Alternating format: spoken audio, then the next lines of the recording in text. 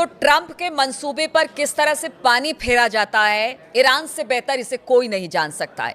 Iran पर हमले की तैयारी ट्रंप ने कर ली थी, लेकिन फिर ऐसा क्या हुआ कि ट्रंप को इस तैयारी को रोकना पड़ा, हमले को रोकना पड़ा।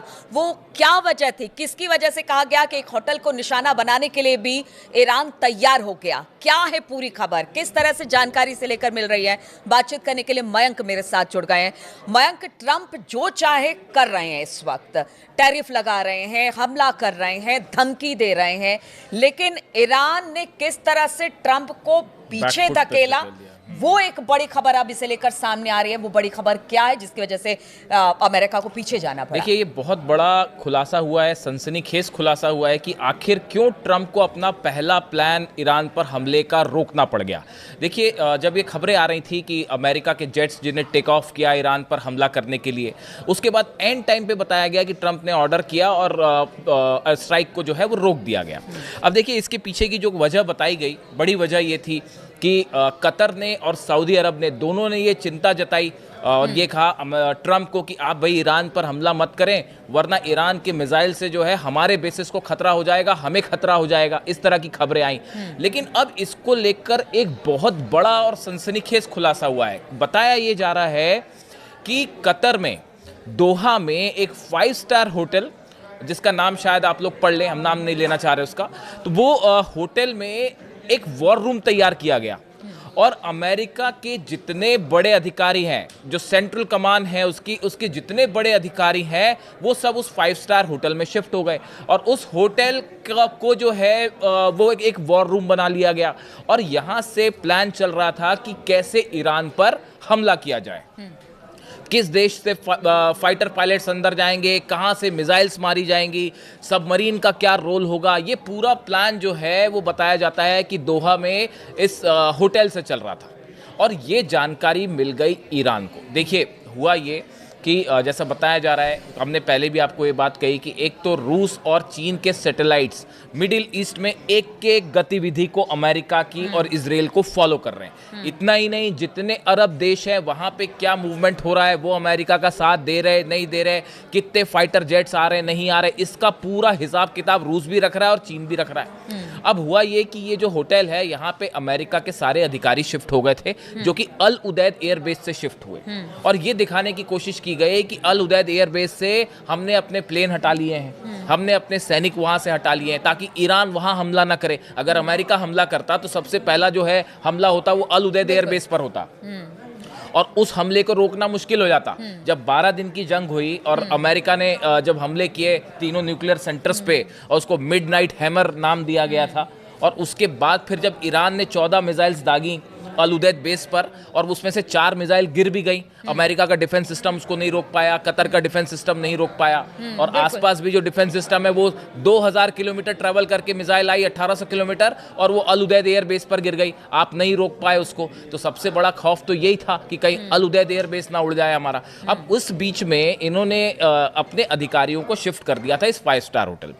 अब हुआ ये कि ये जो स्ट्राइक होने की बात चल रही थी कि बस ये हमला होने वाला है, हमला होने वाला है, इसी बीच ईरान के एक कमांडर की तरफ से ये चेतावनी आ गई, ये बात अमेरिका को और कतर को कह दी गई कि आपने जिस होटल में अपना वॉर रूम बना रखा है उसकी एक एक जानकारी है हमको, वहाँ आपके कितने अधिकारी हैं, कितने कमांडर्स हैं, उसके बारे में हम सब कुछ जानते हैं, और अगर हमारे स्पेस में आप अंदर आए तो सबसे पहले आपका ये जो आपने वॉर रूम बना रखा है, पहली मिसाइल यहीं गिरेगी। बिल्कुल तहस कर दिया जाए। सबसे पहला हमला जो है वो उस वॉर रूम पे होता जो अमेरिका ने बना रखा था, अपने अधिकारी जो कतर में जिस होटल को दोहा में जहां पे वॉर रूम बना रखा था, ईरान की तरफ से धमकी आई, पहली मिसाइल हम यहीं मारेंगे साहब। और उसके बाद जो है कतर और सऊदी, ये दोनों एकदम से डिफेंसिव मोड में आ गए, जैसा जानकार बता रहे। अब ये खबरें कई जगह है, फॉक्स न्यूज ने भी इसके बारे में छाप रखा है, न्यूयॉर्क टाइम्स में भी अलग अलग खबरें हैं इसको लेकर। आप अगर सबको जोड़ के देखें तो आपको एक घटनाक्रम पूरा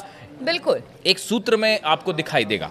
अब उसके बाद हुआ ये कि जैसे ही ये धमकी आई ईरान की तरफ से, तो ये बात एकदम से एक्सपोज हो गई कि भाई ये जो वॉर रूम बना रखा था, जहां पे सब कुछ जहां से तय होना था, कतर में दोहा से, जहां से 5 स्टार होटल में जो वॉर रूम था, अगर वहीं हमला हो जाता तो बड़ी संख्या में अमेरिकी टॉप कमांडर्स की कैजुअलिटी हो सकती थी, बड़े संख्या में अमेरिकी अधिकारी इसकी चपेट में आ जाते। उसके बाद बताया ये गया कि जब ये धमकियां आई उसके बाद कतर की और सऊदी के बीच में एक बड़ी बैठक हुई और उस बैठक में ये बात कही गई कि भाई ये जो ईरान के तेवर दिख रहे हैं और जो इन्होंने बताया जा रहा है कि 500 से 600 खैबर मिसाइल्स तैनात कर रखी हैं, फतेह सीरीज की मिसाइल्स तैनात कर रखी हैं। ने भी पहले कह दिया था कि अभी समय नहीं है हमला करने का। देखिए पिछली बार जब हमला हुआ था अप्रत्याशित यानी अनप्रेडिक्टेबल था, अचानक से हमला हुआ, ईरान इसके लिए उस तरह से तैयार नहीं था। लेकिन इस बार तो ईरान ने कह दिया था कि हाँ कि अब देखिए ऐसा है कि अगर आप हमें टारगेट करेंगे तो आपको भी छोड़ा नहीं जाएगा, उसके लिए पूरी तैयारी। हाँ, ये बिल्कुल ठीक कहा आपने। ये ईरान की तरफ से साफ और क्लियर मैसेज था कि अगर हम पे हमला किया आपने तो इस बार हम लिमिटेड वॉर नहीं करेंगे। देखिए इस शब्द का इस्तेमाल जो है वो अगर आपने अली खामेनी साहब की लास्ट 2 स्पीच सुनी हो और ध्यान दिया हो इस बारे में, उनके कमांडर्स के बयान को आपने ध्यान से सुना हो, तो आप देखिए ये जो भाषण होते हैं इनके छोटे छोटे शब्द आपको पकड़ने पड़ते हैं। बार बार ईरान की तरफ से कहा गया कि हम प्रीएम्प्टिव स्ट्राइक करेंगे। उन्होंने कहा इस बार हम लिमिटेड स्ट्राइक नहीं करेंगे, इस बार सीज फायर नहीं होगा। यानी ईरान एक ऑल आउट वॉर के लिए तैयार था कि अगर हमला होता है, अगर अली खामेनी साहब को टारगेट किया जाता है या ईरान के एयर स्पेस में अगर आप घुसते हो, आप देखिए तुरंत ईरान ने अपना एयर स्पेस बंद कर दिया था पिछली बार, और जितनी मिसाइल्स थी वो तैयार थी और एक साथ 8 बेसेस एकदम लाइन से तैयार थे। अल असद बेस अमेरिका में, अल उदैद बेस कतर में, सऊदी का जो बेस है वो, जॉर्डन, सीरिया, ये सब बेसेस जो अमेरिका के हैं सब पे एक साथ मिसाइल दागी जाती। और इसराइल की तो हम बात ही नहीं कर रहे हैं। कहावत बहुत ज्यादा है कि देखिए आपके पास अगर खोने के लिए कुछ नहीं रहता तो फिर आप सामने वाले को भी उसी दमखम के साथ बिल्कुल एकदम उस पर वार करते हैं। अमेरिका एक बड़ा देश है और कह लीजिए कि एक महाशक्ति के तौर पर है, ईरान लगातार उसके टारगेट पर रहा है, तो ईरान को भी है कि अब आमने सामने की लड़ाई होगी तो फिर एकदम जबरदस्त तरीके से हमला किया जाएगा। हमारे पास खोने के लिए कुछ नहीं है, लेकिन अगर अमेरिका को अगर कुछ होता है तो फिर उसके पास खोने के लिए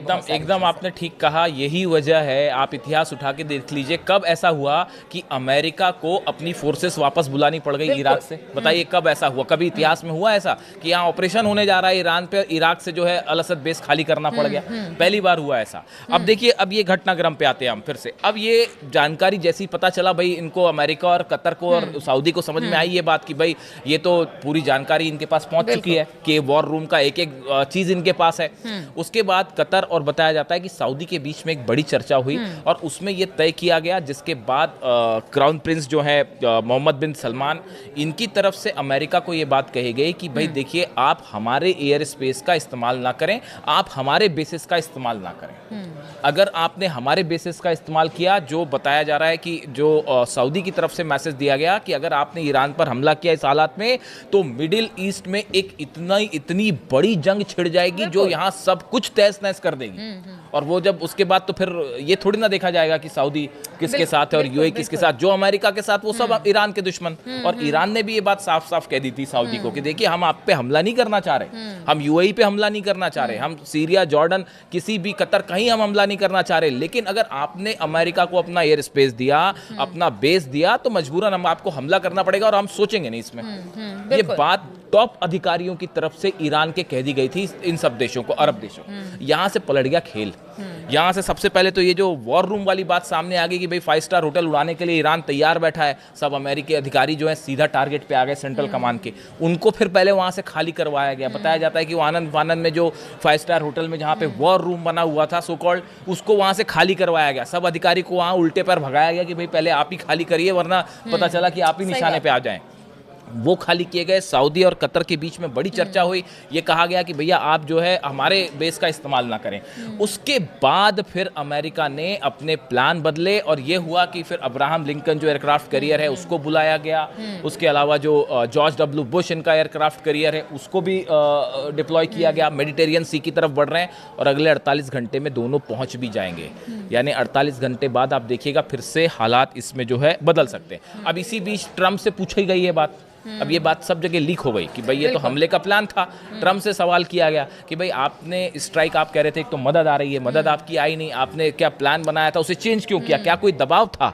तो ट्रम्प ने कहा कि नहीं, मेरे पे कोई दबाव नहीं था और मेरे पे सिर्फ अपना दबाव होता है, मैं खुद अपना फैसला लेता हूँ। इस तरह की बात इंटरनेशनल मीडिया में अगर मांग कहा जाए तो लोग ये कह रहे हैं कि पीठ दिखाकर भाग गए ट्रम्प। तो ये जो है बड़ा, ये बड़ा सेटबैक रहा। ये इससे एक ऐसा ओपिनियन, देखिए इससे मैसेज क्या गया, मैसेज इससे ये गया कि कि अमेरिका जैसा पावरफुल देश। अच्छा, ईरान में जिनको ये कहा जा रहा था, जिन प्रदर्शनकारियों को कि हमारी सेना पहुंच रही है, हमारी मदद, वो भी अपने आप को छला महसूस कर रहे हैं। बिल्कुल। अब ये देखिए, ये असल में ये कहानी सिर्फ इस बार की नहीं है। देखिए, ये जो पिछली बार इजराइल ने जो कतर पे हमले किए थे, दोहा में जो हमास के लीडर्स पर को टारगेट करते हुए जो हमले किए थे, वहां से अरब देशों को ये बात लगने लग गई थी कि ईरान जो कह रहा था वो सच कह रहा था, कि ये इजराइल जो है वो कभी भी आपको भी निशाना बना सकता है। ये बात बार बार ईरान की तरफ से अरब देशों को समझाई गई कि भाई इजराइल जो है वो आज हमसे जंग कर रहा है, कल को आपका भी नंबर आ सकता है। ये बात सबको कब महसूस हुई?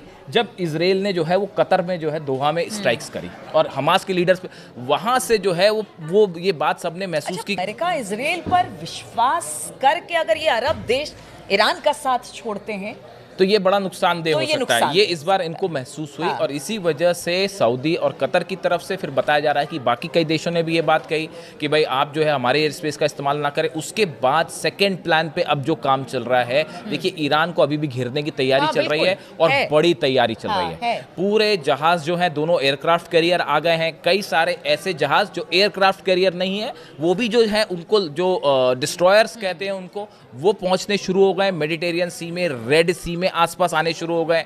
और इसके अलावा बड़ी संख्या में सैनिकों को भेजना भी शुरू हो गया। हाँ, क्योंकि व्हाइट हाउस की तरफ से आदेश बयान आए थे कि देखिए हमले का विकल्प अभी भी खुला हुआ है। बिल्कुल बिल्कुल।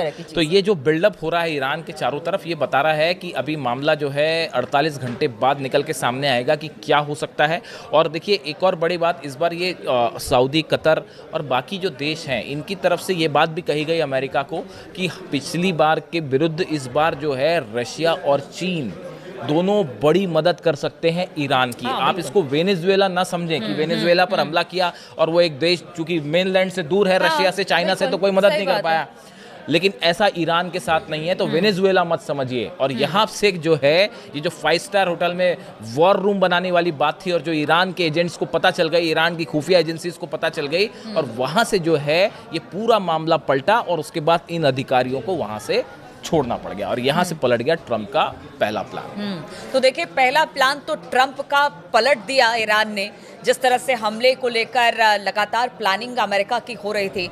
लेकिन देखिए अमेरिका है और ट्रंप अभी भी उन्होंने कह रखा है कि देखिए हम हमला करेंगे या ईरान हमारी बात नहीं मानता है तो टैरिफ की बात हो या फिर सैंक्शंस की बात हो, वो करता रहे। लेकिन हमले का विकल्प अब भी खुला हुआ है, यानी कि स्थिति अब भी गंभीर है। कब क्या हो जाए पता नहीं चलता, लेकिन एक हमला तो विफल ईरान ने किया है और ये बड़ी बात है अपने ऊपर आने वाले संकट को। और इस बार तो ईरान भी तैयार है, क्योंकि इससे तो पूरा मिडिल ईस्ट सहमा हुआ है कि अगर अमेरिका या इजराइल हमला करता है तो फिर ईरान जवाब देगा, और जवाब ऐसा कि पूरा मिडिल ईस्ट हिल कर रह जाएगा। चलिए, इस तरह की खबरों पर लगातार हमारी नजर बनी हुई है। तमाम अपडेट्स लेकर हम आपके पास आते रहेंगे। फिलहाल बहुत बहुत शुक्रिया आप सभी का हमारे साथ इस चर्चा में शामिल होने के लिए।